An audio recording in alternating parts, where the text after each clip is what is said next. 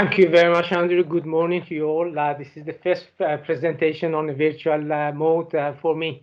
I would like to acknowledge the contributions of my co-workers, Mustafa Ahmed, Mehdat Pasha, and Wengwan Nan, who actually did the work. Go to the next slide, please, Pamela.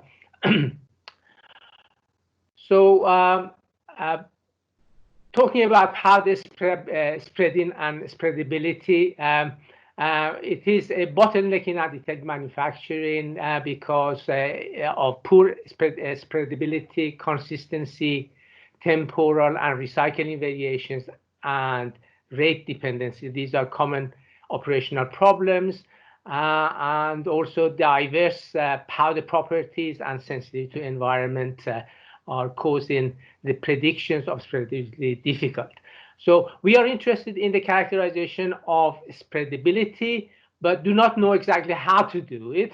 Instead, we go for the characterization of flowability, hoping that we can get answers for spreadability. Next slide, please.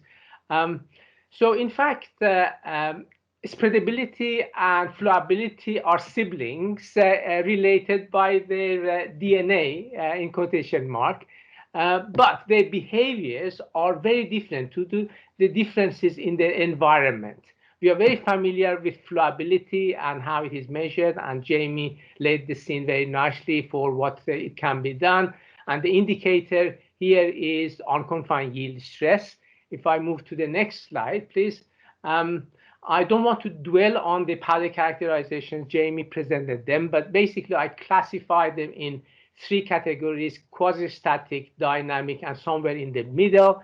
And you're probably familiar with all these techniques. I would like to add that they all produce different values of the bulk parameters, as the powder response depends on the residual stress history and bulk structure.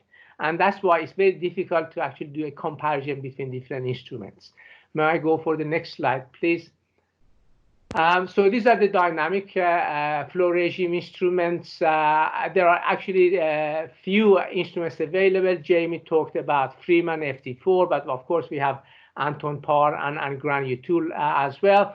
And the point I would like to make here is that the underlying dynamics needs to be analyzed to elucidate what exactly is being measured. And if you are interested in a review on this topic, I suggest you have a look at the paper which I have cited at the base of this slide. Next one, please, Pamela. So somewhere in the middle, we have these test methods like tap density, car index, flow meters, Copley and Hall, and repose angles. These are even more empirical than the two previous ones. Operations are usually set in stone. You cannot change them. You get different answers if you change them. And in any case, powders which pack well, flow well. So in a way, they are really a poor indicator of what exactly is going on for a powder.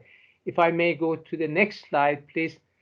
So if you look at spreadability and comparison with flowability, spreadability is strongly affected by the boundaries. Particles are sheared as they flow through a narrow gap. And in our work, which I have cited below in the reference, we find that transient jamming and segregation adversely affect the powder spreadability. So whether we are talking about a blade spreader or a roller, as you see underneath the roller and in the heap in front of the blade or the roller, the powder flow is constrained by the surfaces.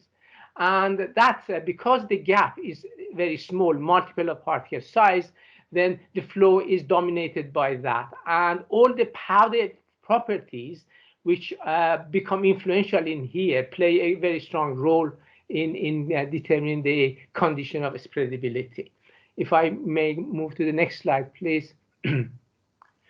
So what factors affect spreadability? First of all, I should define spreadability, and the way I define it is ability to transform bulk powder into a thin uniform layer with no or little change of particle size and shape distributions.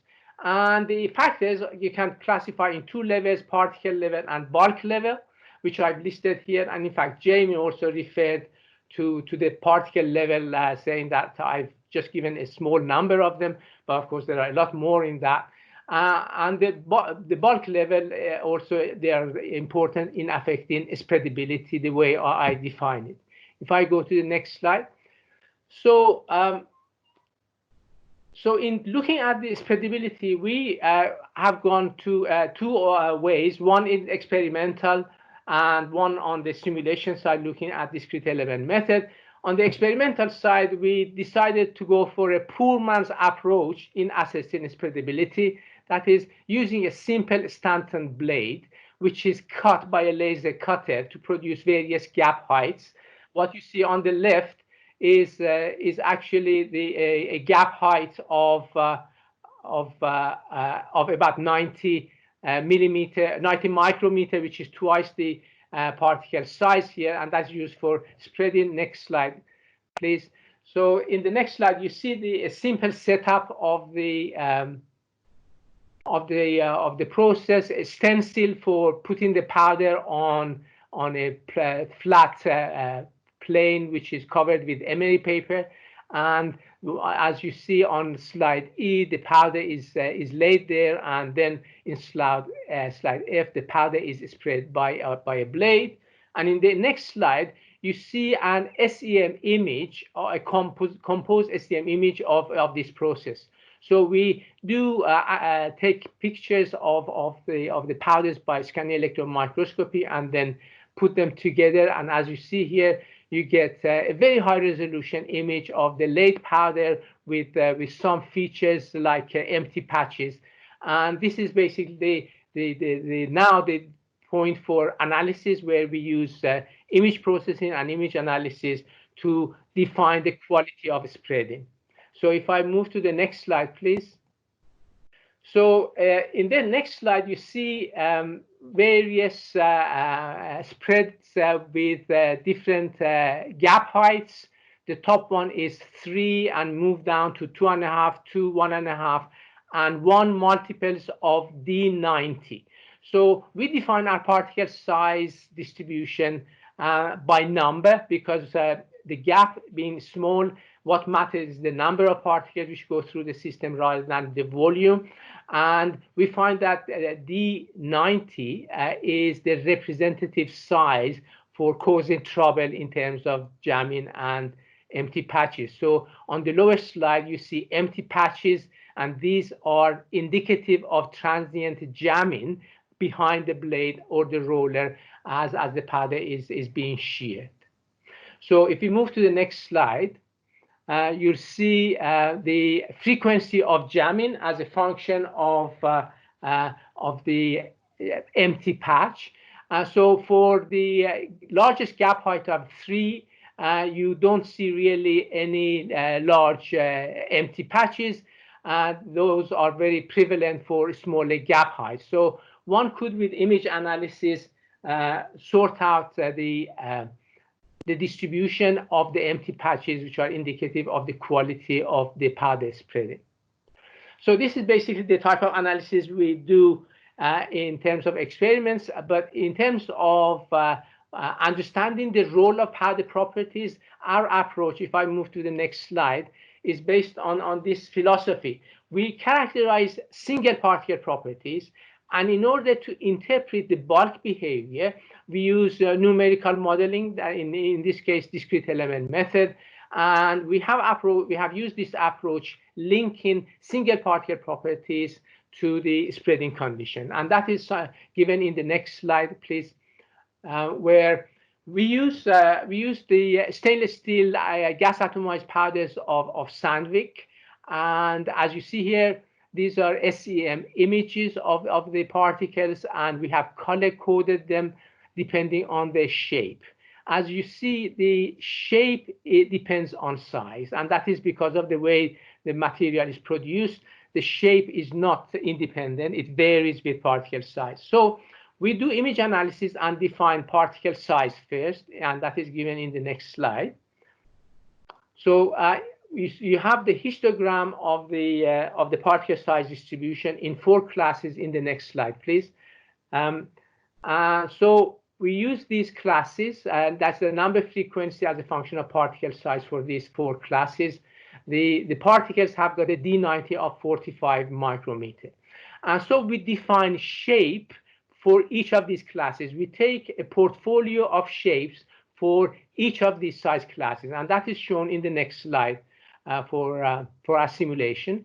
So if you move to the next slide, please, Pamela. So in here, for the 15 to 25 micron particles, for example, you see the SEM images of the particles, which are roughly rounded, and then the equivalent clumped spheres that we use for our simulation. And in the second row, you see again the SEM images and the equivalent clumped sphere. And what you observe here is that at the lowest row, the 45 to 55 micron, the particles are really far away from spherical, and therefore we have to use more complicated shape to simulate them. So that's the way we use the shape modeling, because shape is a function of particle size for this material. So if you move to the next slide, then you see our simulations and also the experimental work. So this is the blade exercise of spreading as a function of the gap size, which has been normalized with respect to the D90 of the particle. So delta over D of 1.5 simulation corresponds with the experimental one. And the experimental one is an SEM image which has been color-coded to show the larger particles. So this is basically comparison of experiment and discrete work, which it seems that we have a fairly good and reliable predictability for spreading in this way. And if I move to the next slide, please, then we can actually now explore the role of a number of factors. So in the next slide, you see the segregation quality of the spread powder. So at the lowest row, you see that there is no large red particles. That is for the smallest gap height. And for the largest gap height of 3, you see almost a particle size distribution which is representative of the feed powder. So it turns out, because of the gap height being multiple of particle size, spreading causes segregation. And that, of course, has got very strong implication on used powder, because then the particle size of the used powder is very different from what we started to begin with. If I move to the next slide, please. So in here, we have the same story for roller spreading. So the roller, of course, you have the rotation of the roller, but it more or less produces the same segregation process. If you compare, for example, the top row with the bottom row, one is with 120 radian per second, and then the other one, I'm referring, sorry, to the 200 radian per second for 2 delta over D of 2. You see that you have a jamming condition in the process and the formation of empty patches. So in this process of roller spreading, the segregation is not only affected now by the gap, but also by the rotational speed of the roller. If you move to the next slide, please, Pamela. And here is actually the effect of gas. So if the roller spreading or the blade spreading is operating in environment which is gas, what I show here, if you can play it again, you see that there is actually vastly different behavior when the particles are in vacuum and when there is the presence of a fluid, gas in it.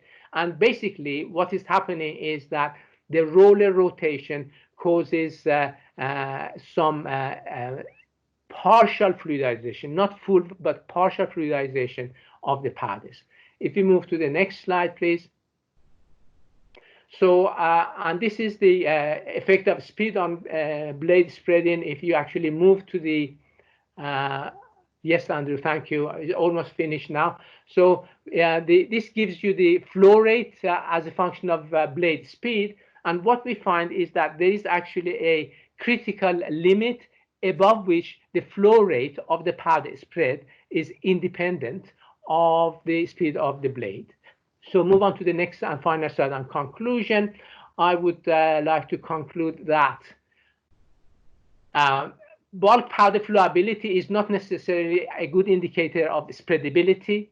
Spreadability is influenced by powder flow behavior in narrow gaps, and it is sensitive to particle size, shape, adhesion, and environmental conditions. And therefore, it is best to access it directly. And modeling can elucidate the powder properties, but it's no replacement for physical testing. And next slide, the last one. So I would like to acknowledge Sandvik Osprey for providing the powder, DM Solutions for the software, and EPSRC for supporting the workforce. Thank you very much.